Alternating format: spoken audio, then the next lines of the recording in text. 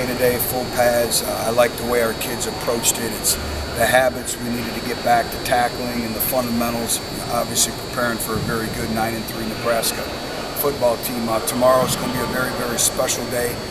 Going to Rocky Top Sports Complex in Gatlinburg and sign autographs for elementary age kids. They've done some things with some invitations, and that's the least that we can do. And once that's done, then we'll go into Gatlinburg and we'll have our annual team dinner, and then spend about an hour out in the streets and let our kids enjoy that. That community means so much to us, and Jim Ogle is such a great friend of the program and personally, and so we're looking forward to that time and spending time with everybody in Gatlinburg. Butch, so, answer your question. Sorry, had some guys that already have been to Gatlinburg. You had a number of players graduate this past Friday. What do you think that says about the culture of place here in Tennessee, and how much you guys are, I guess, how good you feel about it, how much you feel like it's set up for the future? Well, it is set up for the future. We always talk about consistency and sustained success, and that's what we're building this football program on.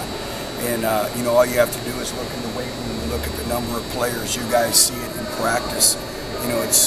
I understand there was an article that came out with many unnamed sources, and I don't stand for anybody attacking our football program because it's untrue, and it's very, very unfortunate.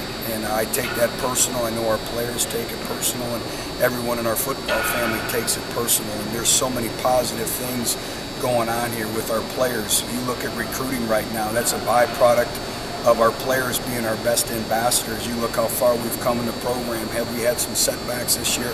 Absolutely. But I think this football team has overcome a lot of obstacles and adversity, and that's really what you find out about people is in adverse times and adverse situations, and how do they respond. And again, it's very, very unfortunate, but I'm never going to let anybody attack our football program that doesn't know our football program. This will be the third year in a row that you've taken the team to Gatlinburg during the bowl practice schedule and all of that. I mean, can you speak a little bit more about maybe how special that area is to you? I think you've had some coaches retreats there as well too. It's very, very special, and Gatlinburg and the entire state of Tennessee. And again, the more that we can get our players out in this great state and get them around our great fan base and the people, and be able to give back to the community, and that's where the 5,000 hours of community service come in, and so much of just giving back to everyone who supports us. And if we can brighten the day, if we can put a smile on a youngster's face, that's what life is all about.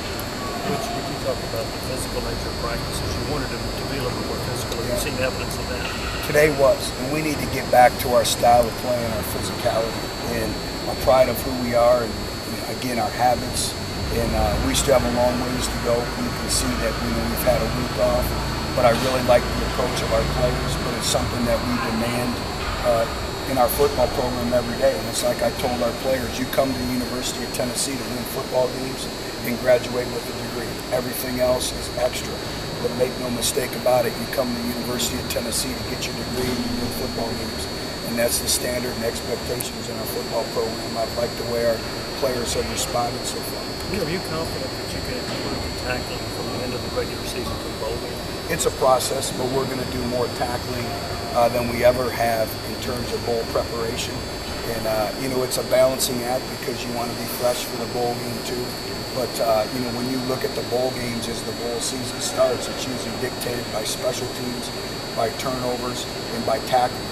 And the last couple bowl games that we've won, we've excelled in those areas, and this is going to be a great challenge. You're playing a team that is ranked top 7 in the country for a number of weeks, and they're very, very talented, and they're very, very physical, and it's going to take everything that we have. Butch, Jay-Sean said that the Vanderbilt loss among the players isn't going to be forgotten, I guess, anytime soon. Do you mind that that's maybe some motivation for them? They shouldn't forget it.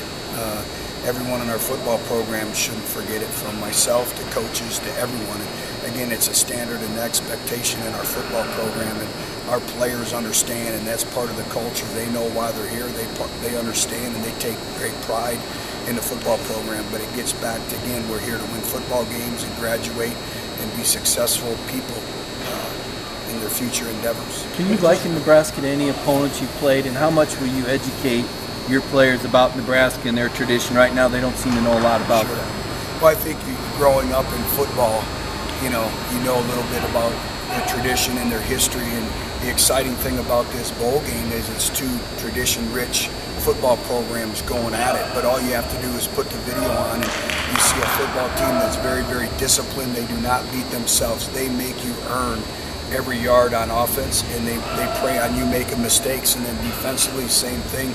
You know, they're an offense that's very, very physical, can make the big plays, so it's going to take everything that we have.